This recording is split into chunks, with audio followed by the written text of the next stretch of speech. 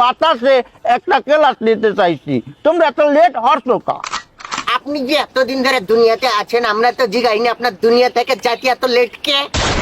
না না বাপু, তুমি এককালে বেয়াদবি কথা কইতে আসো, আমার কাছে কিন্তু বেয়াদবির কোনো জায়গা নাই। স্যার কালকে তো আমাদের কম্পিউটার সায়েন্সের পরীক্ষা, কি কি আসতো একটু দাগিয়ে দিতেন তাহলে ভালো হতো।